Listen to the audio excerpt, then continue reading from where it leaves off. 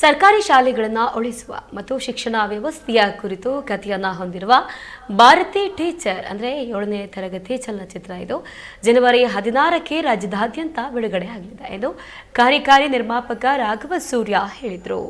ಇಂದು ಸುದ್ದಿಗೋಷ್ಠಿಯಲ್ಲಿ ಮಾತನಾಡಿದ ಅವರು ಎಂಎಲ್ ಪ್ರಸನ್ನ ನಿರ್ದೇಶನದ ಈ ಚಿತ್ರಕ್ಕೆ ರಾಘವೇಂದ್ರ ರೆಡ್ಡಿ ಬಂಡವಾಳವನ್ನು ಹೂಡಿದ್ದಾರೆ. ಈಗಾಗಲೇ ಚಿತ್ರದ ಹಾಡುಗಳು ಬಿಡುಗಡೆಗೊಂಡಿವೆ.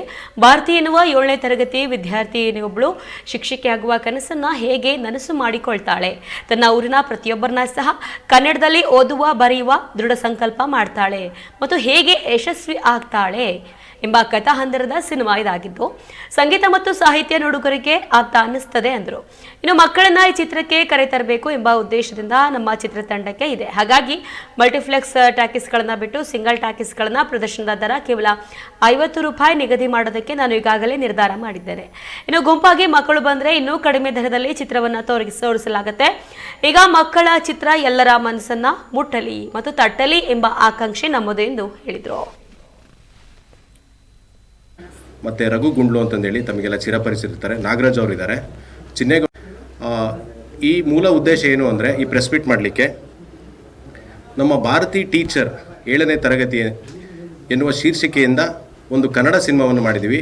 ಅದು ಇದೇ ತಿಂಗಳು 16ನೇ ತಾರೀಕು ರಾಜ್ಯಾದ್ಯಂತ ಬಿಡುಗಡೆ ಆಗ್ತಾ ಇದೆ. ಆ ಸಿನಿಮಾ ವಿಚಾರವಾಗಿ ನಾವು ಈ ಪ್ರೆಸ್ ಮೀಟ್ನ ತಮಗೆ ಆಹ್ವಾನ ಮಾಡಿದ್ವಿ. ತಾವೆಲ್ಲ ಬಂದಿದ್ದಕ್ಕೆ ಧನ್ಯವಾದಗಳು ಸರ್. ಈ ಸಿನಿಮಾ ಕನ್ನಡ ಭಾಷೆ ಮತ್ತು ಸರ್ಕಾರಿ ಶಾಲೆಗಳ ಉಳಿವಿಗಾಗಿ ಒಂದು ಚಿಕ್ಕ ಪ್ರಯತ್ನ ಮಾಡಿದ್ದೀವಿ. ಭಾರತಿ ಎನ್ನುವ ಒಂದು ಪುಟ್ಟ ಹುಡುಗಿ ಅಂದರೆ 7ನೇ ತರಗತಿ ಹುಡುಗಿ ತನ್ನದೊಂದು ಚಿಕ್ಕ ಮನಸ್ಸಾದರೂ ಒಂದು ದೊಡ್ಡ ಕನಸಿರುತ್ತೆ ಅವಳದು. ಅಂದರೆ ಕನ್ನಡ ಮಾತಾಡಬೇಕು, ಕನ್ನಡ ಬರೆಯಂಗೆ ಮಾಡಬೇಕು ಅಂತಂದೇಳಿ.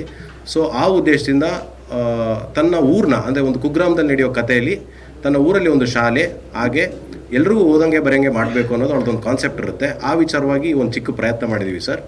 ಸೊ ಈ ಸಿನಿಮಾದಲ್ಲಿ ಮುಖ್ಯ ಪಾತ್ರವರ್ಗದವರು ದಯವಿಟ್ಟು ಕ್ಷಮೆ ಇರಲಿ, ಯಾರೂ ಬರೋಕ್ಕಾಗಲಿಲ್ಲ ಸರ್, ಅಂದರೆ ಅವ್ರ ಕಾರಣಾಂತರದಿಂದ.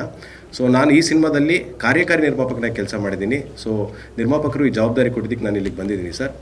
ಈ ಸಿನಿಮಾ 35ರಿಂದ 40 ದಿನ ಶೂಟ್ ನಡೆದಿದೆ. ಮಳವಳ್ಳಿ ಭಾಗದಲ್ಲಿ ನಡೆದಿದೆ ಮತ್ತು ಬೆಂಗಳೂರಲ್ಲಿ ನಡೆದಿದೆ ಸರ್. ರಾಜ್ಯಾದ್ಯಂತ ಇದೇ 16ನೇ ತಾರೀಕು 2026 ಜನವರಿಗೆ ರಿಲೀಸ್ ಆಗ್ತಾಯಿದೆ ಸರ್. ಮುಖ್ಯ ಪಾತ್ರದಲ್ಲಿ ಯಶಿಕಾ ಅನ್ನೋ ಒಂದು ಹುಡುಗಿ ಮಾಡಿದ್ದಾರೆ ಸರ್. ಅವರು ಮೈಸೂರು ಭಾಗದವರು. ರೋಹಿತ್ ರಾಘವೇಂದ್ರ ಅನ್ನೋರು ಮಾಡಿದ್ದಾರೆ. ಮತ್ತು DC ಪಾತ್ರದಲ್ಲಿ ಆದಿತ್ಯ ಸರ್ ಮಾಡಿದ್ದಾರೆ. ಮೇಷ್ಟ್ರು ಪಾತ್ರದಲ್ಲಿ ಕೈ ಚಂದ್ರು ಸರ್ ಮಾಡಿದ್ದಾರೆ. ಮತ್ತೊಂದು ವಿಶೇಷ ಪಾತ್ರದಲ್ಲಿ ಕಾರ್ಮಿಕ ಸಚಿವರಾಗಿರ್ತಕ್ಕಂತಹ ಸಂತೋಷ್ ಲಾಡ್ ಸರ್ ಕೂಡ ಮಾಡಿದ್ದಾರೆ. ಇವ್ರದ್ದೆಲ್ಲ ಬೆಂಬಲ ಇದೆ ಸರ್. ML ಪ್ರಸನ್ನ ಅನ್ನೋರು ಈ ಸಿನಿಮಾದ ನಿರ್ದೇಶನ ಮಾಡಿದ್ದಾರೆ ಸರ್.